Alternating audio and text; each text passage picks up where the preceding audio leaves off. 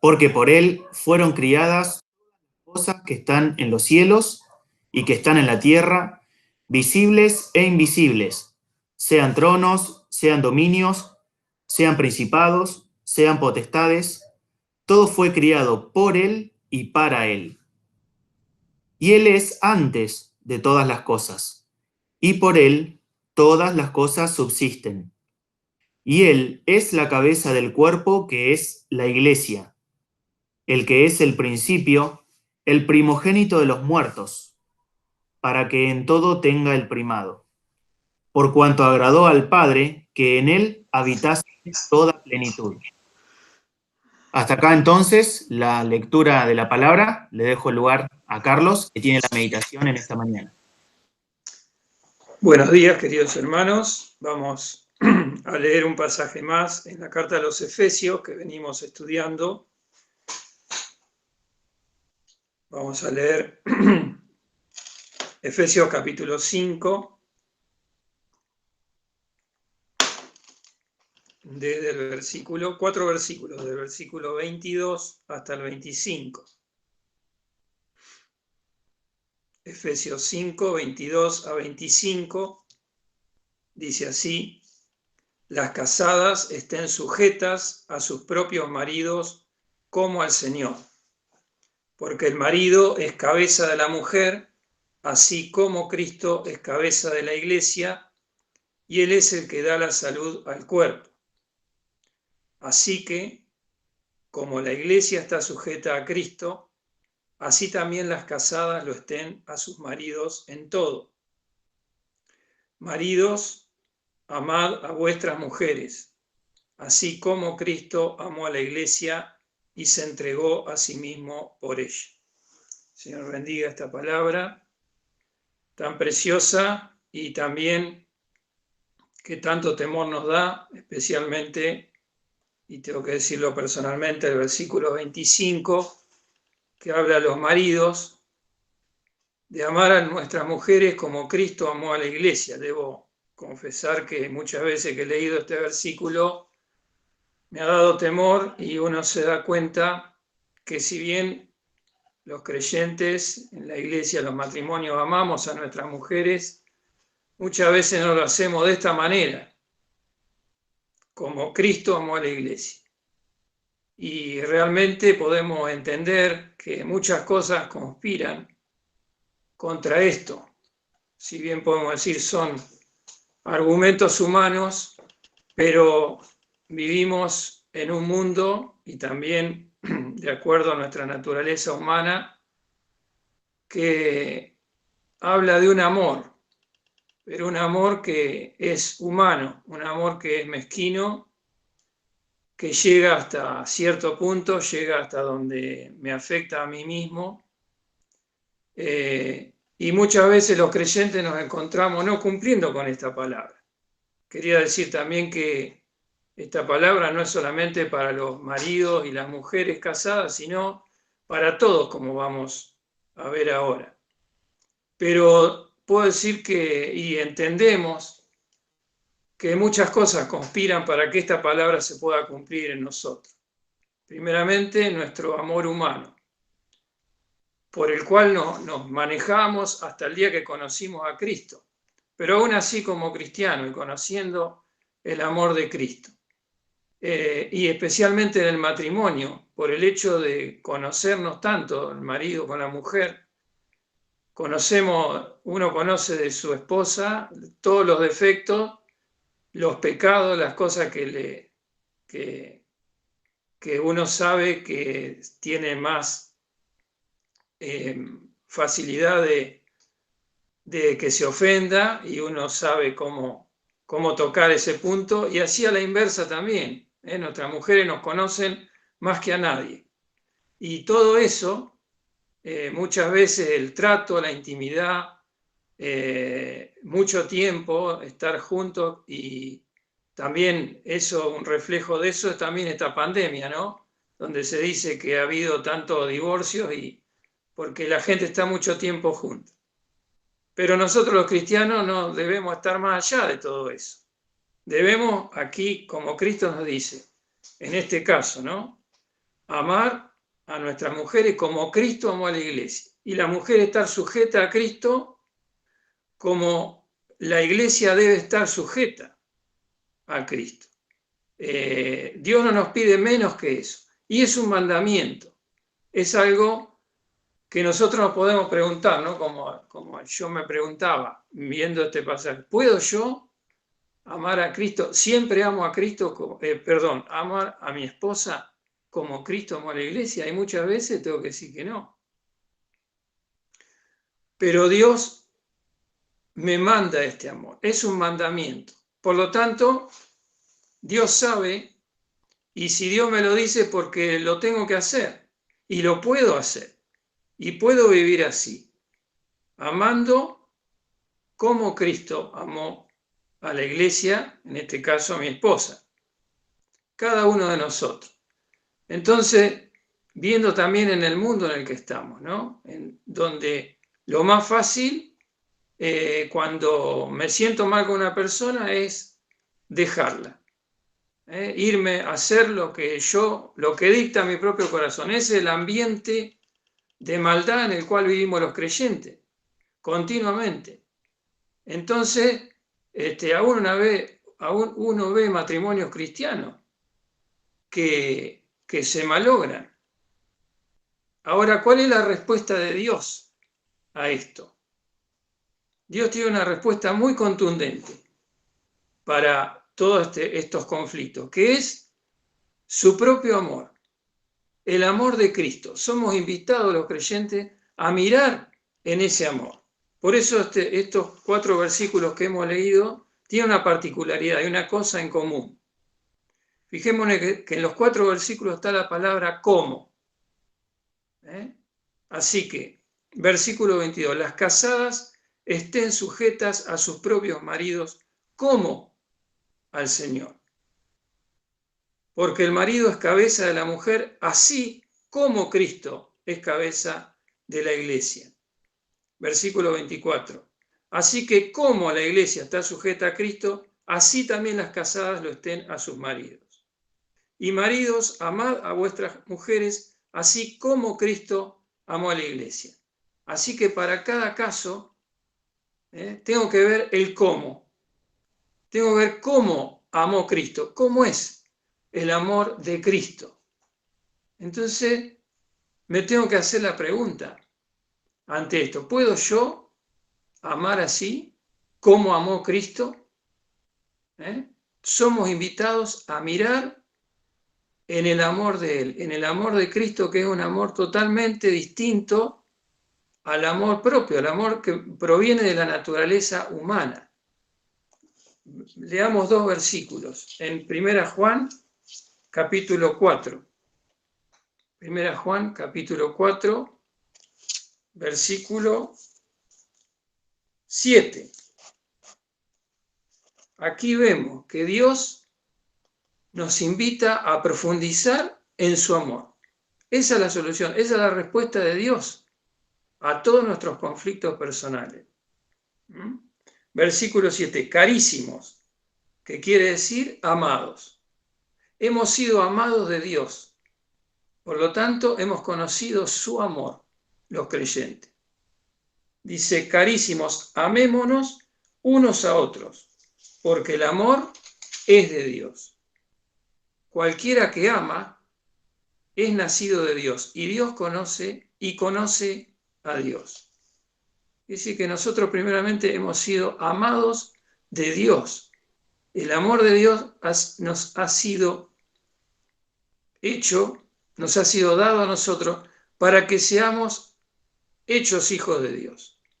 El amor de Dios lo ha llevado a eso, a nosotros, a hacernos sus hijos. ¿Quién puede amar a Dios? Porque dice, cualquiera que ama. Únicamente el que ha sido amado de Dios y ha sido hecho un hijo de Dios, porque ha entendido el amor de Dios. Ha dejado de lado su propio pensamiento y ha escuchado del amor de Dios. Y ese es nacido de Dios, como dice acá. Por lo tanto, tiene el poder de su Padre Celestial para amar como ama a Dios. porque dice, y conoce a Dios. Ahora miremos otro versículo, el versículo 11. Amados, otra vez, lo primero que tenemos que entender, que Dios nos ha amado, que nosotros al abrir la puerta de nuestro corazón, al entender el amor de Cristo y aceptarlo en nuestro corazón, hemos recibido ese amor y lo hemos conocido. Y como decía, somos invitados a profundizar en ese amor, a ver en ese amor con el que hemos sido amados. Por eso el versículo 11 dice, si Dios así nos ha amado. Vemos la palabra, ¿no? ¿Cómo? ¿Cómo Dios nos amó? Y aquí, así Dios nos amó. Si Dios así nos ha amado, debemos también nosotros amarnos unos a otros. Porque nosotros hablamos del amor de Cristo. Decimos, entendemos que es un amor, ¿cómo es? Un amor sacrificial, un amor que se entrega, que se sacrifica por el otro. Pero tenemos que profundizar ahí, en ese amor de Cristo, y ver el amor en el seno de Dios. Por eso hemos leído este pasaje, nuestro hermano Elián ha leído en Colosenses capítulo 1, vamos a ir a ese pasaje, Colosenses capítulo 1, el versículo 12. Observemos, dice, dando gracias al Padre que nos hizo aptos para participar de la suerte de los santos en luz, que nos ha librado de la potestad de las tinieblas y trasladado al reino de su amado Hijo. Podemos ver aquí, sabemos que la palabra de Dios nos habla de un Dios trino.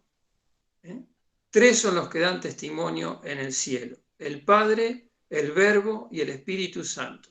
Y estos tres son uno. El seno de Dios nos habla en 1 Juan 5:7. Y aquí viene hablando de quién, del Padre celestial que nos hizo aptos para participar de la suerte de los santos en luz. Y dice que el Padre nos ha trasladado al reino de su amado Hijo. Ahora observemos que a partir del versículo 14, ¿de quién está hablando? Del Hijo, del Señor Jesucristo. Dice, en el cual tenemos redención por su sangre, la remisión de pecados, el cual es la imagen del Dios invisible, el primogénito de toda criatura. Porque por él fueron criadas todas las cosas que están en los cielos y que están en la tierra, visibles e invisibles, sean tronos, sean dominios, sean principados, sean potestades. Y observemos esto, todo fue criado por él y para él. Fue criado por Cristo. Podemos decir, la creación de Dios podría haber sido hecha por el Padre. Sin embargo, el Hijo es el Dios creador. Dice, todo fue criado por él y para él, el Verbo. Por eso es llamado el Verbo de Dios. El Verbo que es una palabra, es lo racional, pero también una acción. Por eso Dios creó por la palabra, por el Hijo. Pero observemos también que dice, fue criado por él y para él. Así que estamos hablando del matrimonio, ¿verdad? Dios, al crear, está ahí en Génesis, en capítulo 2, cuando nos habla del matrimonio, ¿no? Que dice, por tanto el hombre dejará al padre y a su madre y se allegará a su mujer y serán dos en una carne. Ahí instituye el matrimonio. Y todo lo que creó Dios, ¿en qué pensó? En todo lo que creó. En el amor de Dios a su iglesia. Entonces, cuando crea el matrimonio, lo crea pensando en el amor de Cristo y de su iglesia, porque todo fue creado para él, para Cristo. Y Cristo se iba a desposar con su iglesia, con sus hijos. Así que todo fue creado por él y para él. Entonces yo, como integrante del matrimonio, y así cada uno de los hijos de Dios en las distintas cosas que vamos a ver, no solamente el matrimonio, sino cada uno de nosotros. ¿En quién tenemos que pensar? Que Cristo nos pensó en nuestra vida, pensando en Cristo y su iglesia, el amor de Cristo a su iglesia. Pero observemos lo que dice el versículo 18. Dice, y Él es la cabeza del cuerpo que es la iglesia, el que es el principio, el primogénito de los muertos, para que en todo tenga el primado. Cristo es el primero, el que tiene el primado. Pero, y aún más, el versículo 19 dice, por cuanto agradó al Padre que en Él habitase toda plenitud. Y esto es muy importante, pensar en el seno de Dios, en la Santísima Trinidad. Al Padre, ¿por qué hizo esto? ¿Por qué fue todo criado por Él y para Él? Por el amor del Padre, porque dice que al Padre le agradó que en Él habitase toda plenitud. Así que en Cristo habita toda la plenitud de la divinidad corporalmente, como también nos dice en Colosenses capítulo 2. Y le agradó al Padre. Ahora nos podemos hacer una pregunta. Estamos inquiriendo, ¿no? Y metiéndonos, investigando en el amor de Dios que está revelado aquí en su palabra, de cómo hizo las cosas. Pero podemos hacernos la pregunta, ¿por qué agradó al Padre que en Él habitase toda plenitud? ¿Cuál fue la causa para que Dios hiciera todo para Cristo? Y ahí está el amor del Padre en este caso. ¿Que por qué hace eso? ¿Por qué le agrada al Padre que en Él habite toda plenitud? Porque el Padre ama al Hijo. Podemos decir, ya le amaba en toda la eternidad. Pero hubo un momento en que el Padre se agradó del Hijo. Porque aquí, esto nos llama a un momento, ¿no? No a algo eterno, sino a un momento. En un momento, al Padre le agradó que en Él habitase toda plenitud. ¿Cuál será ese momento? ¿Por qué causa? El Padre amó tanto al Hijo que quiso que en Él habitase toda plenitud. Y la respuesta la tenemos en la carta, perdón, en el libro de Isaías, capítulo 6, versículo 8, un versículo que nosotros conocemos mucho. Y ahí sucedió algo. Podemos decir, en la eternidad antecedente, antes de que todas las cosas fueran criadas. Versículo 8 del capítulo 6 de Isaías, el profeta Isaías. Dice, después oí la voz del Señor que decía, ¿a quién enviaré y quién nos irá? Podemos decir que este es el llamado del profeta, ¿no? Isaías tiene una visión, ve al Dios sublime, todopoderoso, tiene una visión y Dios lo llama. Entonces dice, oí la voz del Señor que decía, ¿a quién enviaré y quién nos irá? Una pregunta que hace Dios. E Isaías responde, entonces respondí yo, heme aquí, envíame a mí. Este es el llamado del profeta. Pero también sabemos muy bien que es una revelación de Dios que hace de sí mismo, ahí en el seno de la Trinidad, en la intimidad de Dios, en la eternidad, antes de que Dios creara todas las cosas. Dios sabemos que es omnisciente, sabe todas las cosas. Y dentro de su omnisciencia está su presciencia, que significa saber las cosas en el futuro, saber lo que va a pasar, cosa que nosotros no lo podemos saber de ninguna manera, porque somos seres creados por Dios, seres finitos, limitados. Pero Dios, que todo lo sabe, podía ver lo que iba a pasar. Dios sabía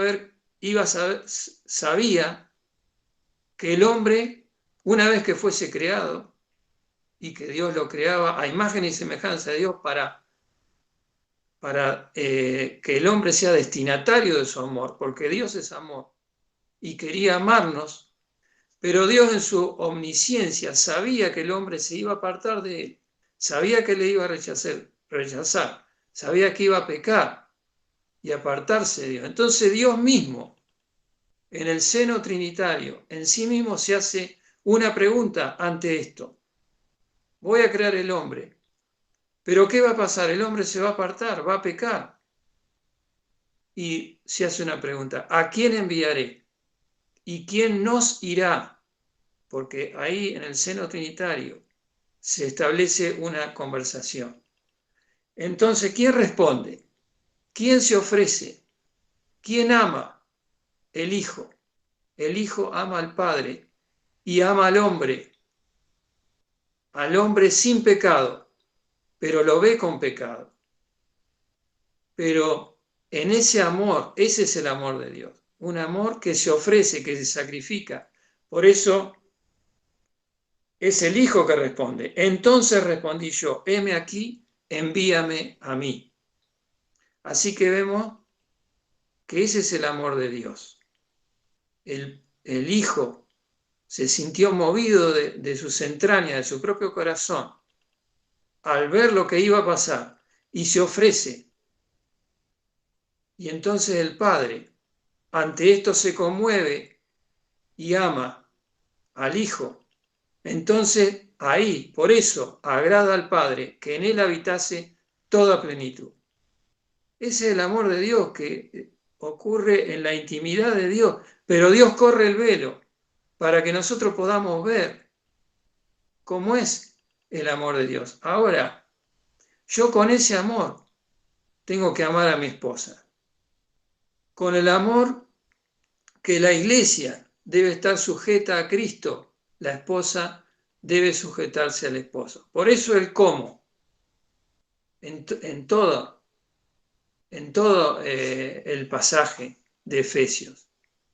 Soy invitado a contemplar ese amor. La única manera que yo pueda amar como Cristo. Y esto nos sorprende realmente, porque Dios nos muestra sus entrañas. De ahí nace ese amor.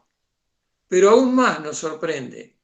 Volvamos a la carta a los Efesios y miremos ahora el versículo 1.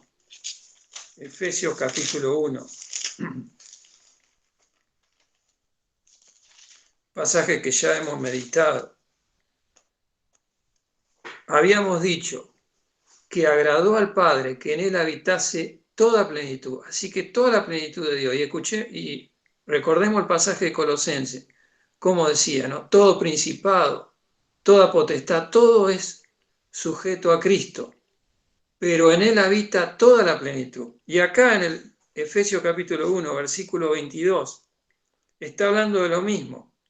Y dice, el Padre sometió todas las cosas y sometió todas las cosas debajo de sus pies y diólo por cabeza sobre todas las cosas a la iglesia. Observemos esto.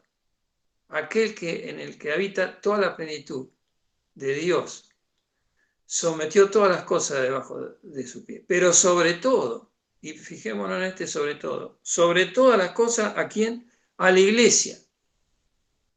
Sobre todo, Dios, el Padre, dio por cabeza a la iglesia. Y nosotros somos la iglesia, cada uno de nosotros, miembros del cuerpo de Cristo.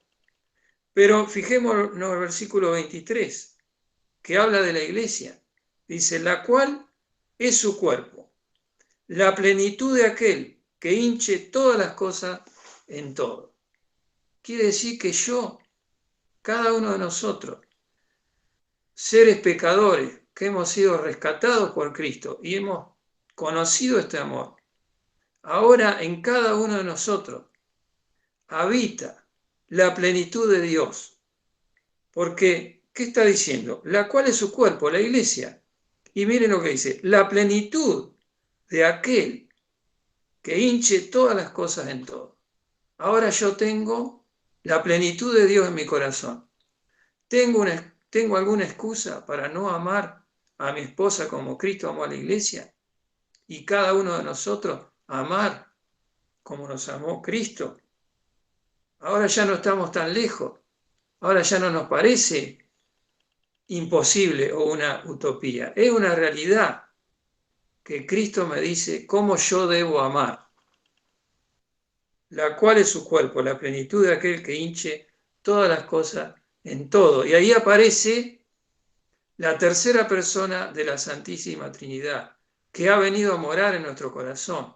Ese mismo amor sacrificial del Hijo que se ofrece, ahora también el Espíritu, como nos dice, desde el día que nosotros creímos. El versículo 13, en el cual esperasteis también vosotros en oyendo la palabra de verdad, el evangelio de vuestra salud, en el cual también, desde que creísteis, fuisteis sellados con el Espíritu Santo de la promesa. Así que el día que yo creí, ya fui lleno de la plenitud de Dios. Lo que pasa es que le tengo que dar lugar. Tengo que mi naturaleza humana llevarla a la muerte para que se manifieste la plenitud de Dios. Y ahí interviene otro elemento que Dios ha puesto y por el cual me ha salvado, que es la cruz de Cristo. La cruz de Cristo es muerte, la cruz de Cristo es separación. ¿Separación de qué? De la vieja criatura que soy yo. Tiene que ser muerta para que se manifieste la plenitud de Dios. Por eso se nos habla de la cruz como una espada que tiene que herir, como la palabra de Dios, tiene que herir en mi amor propio, lo que yo soy, para que sea llevado a muerte, para que se manifieste ese amor que Dios ha puesto en mi corazón a través del Espíritu Santo.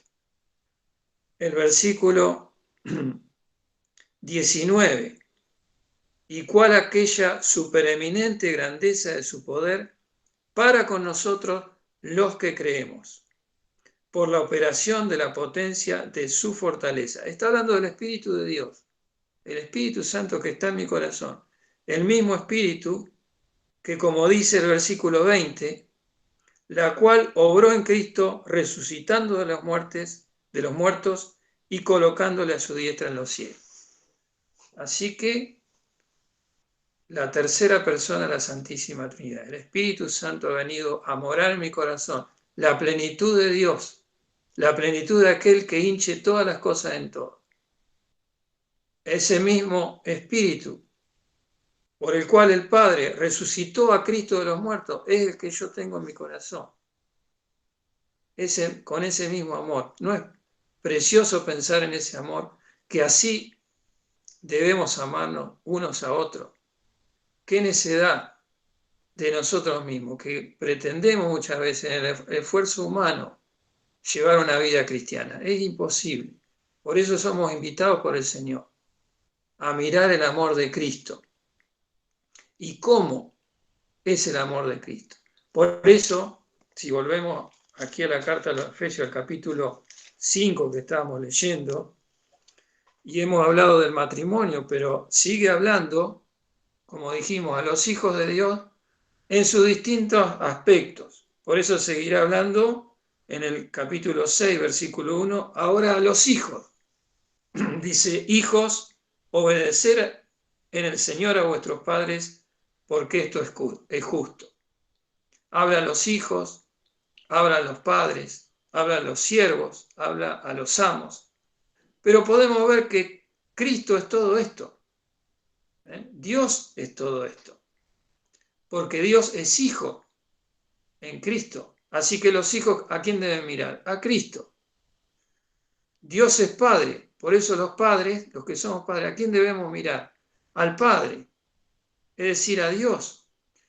Los siervos, pensando también en el tiempo que escribió Pablo esto, en el tiempo en que los siervos eran esclavos, algo mucho más riguroso y tremendo que lo que ahora son siervos, que podemos decir en nuestro país empleados, ¿no?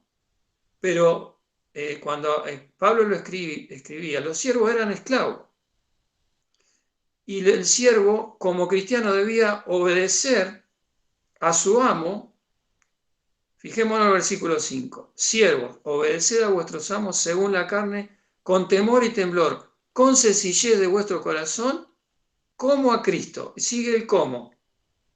Así que cada uno de nosotros, sea la función que tengamos, como sea nuestra vida, seamos maridos, seamos siervos, seamos amos, siempre tenemos que pensar en el cómo, que Dios me llama a ver. ¿Cómo a Cristo? Versículo 6, hemos leído el 5, leamos el 6. No sirviendo al ojo, como los que agradan a los hombres, sino como siervos de Cristo, haciendo de ánimo la voluntad de Dios. Cristo fue el siervo perfecto por excelencia. En mi vida cotidiana de todos los días, soy un empleado, trabajo en relación de dependencia, en lo secular, ¿no? Tengo que mirar a Cristo. No sé cómo comportarme, tengo que mirar a Cristo. En todo me lleva a su amor. Versículo 7, sirviendo con buena voluntad como al Señor y no a los hombres. Y así, en todo somos invitados a ver el amor de Cristo. También, volviendo a la carta a los Colosenses, ahora el capítulo 3. Colosenses capítulo 3, versículo 18. Aquí podemos decir que Pablo también, como en la carta a los Efesios, está hablando, ¿no? A las casadas, a los maridos, a los padres, a los siervos, a los hijos. Versículo 18. Casadas, estad sujetas a vuestros maridos como conviene en el Señor. Sigue el cómo. Versículo 23. Y todo lo que hagáis, y esto nos incluye a todos, como dijimos, todo lo que hagáis, hacedlo de ánimo como al Señor y no a los hombres. Somos invitados a mirar el amor de Cristo y a vivir así. Y nos manda el Señor, porque sabe que lo podemos hacer. ¿Qué mejor que rendirnos a Él? ¿Qué mejor que experimentar ese amor que nace del mismo corazón de Dios y tiene como destinatario nuestros corazones, para que nosotros también podamos testificar a otros de este amor? Miremos, para terminar, el versículo 24, ¿no? Que concluye un poco todos estos pensamientos. Sabiendo que del Señor recibiréis la compensación de la herencia, porque al Señor Cristo servís. Qué precioso. Saber, no solamente saber, conocer el amor de Cristo, sino que ese amor ha llegado a un punto, que esta carta a los Efesios, comenzamos a estudiarla diciendo que es una carta para mirar nuestra herencia, para contemplar todo lo que Dios ha preparado para nosotros. Nosotros miramos en esa herencia y nos maravillamos. Entonces, acá Dios me dice que si yo amo como ama a Cristo, tengo que saber que del Señor recibiré la compensación de la herencia. ¿Qué significa compensación? La recompensa. Ahora, yo no merezco que Cristo me recompense. Todo lo merece Él, toda la gloria es para Él, porque Él ha hecho todo. Él se ha entregado, se ha sacrificado, pero llega a tal punto su amor que me quiere recompensar. Y eso depende de Él, porque Él me lleva a esta experiencia. Sabiendo que del Señor recibiréis la compensación, la recompensa, el galardón de la herencia. Porque al Señor Cristo servís, al Señor de los señores. Tengo yo a Cristo en mi corazón como mi Señor, aquel que me muestra todas estas riquezas, todas estas herencias, y me manda a amar así. Dios me quiere transformar. Nosotros queremos ir a la presencia del Señor, queremos ir al cielo, pero ahí estará Cristo y ahí contemplaremos ese amor sin ningún velo, sin ninguna cosa que nos impide. Pero para eso Dios me quiere transformar ahora, aquí, y quiere darme a conocer ese amor. El Señor me lo ha revelado en su palabra. Entenderé que la única forma que yo pueda transitar este mundo que se opone totalmente a ese amor es todo lo contrario. El diablo ha creado un ambiente de maldad en el cual cada uno quiere hacer su propia voluntad, pero Dios me llama a vivir este amor. Y esa es la obra de Dios, gloriosa, que en medio de este mundo de maldad, y cada uno de nosotros, seres pecadores, que nos amamos a nosotros mismos, ahora podemos manifestar ese amor tan precioso que se originó en el mismo Dios, en el mismo seno de la Trinidad, por cuanto agradó al Padre que en él habitase toda plenitud. Que el Señor nos bendiga para que podamos nosotros, que somos la plenitud de aquel que hinche, que llena todas las cosas en todo, también poder manifestar ese amor a los demás. Que el Señor nos bendiga, hermano.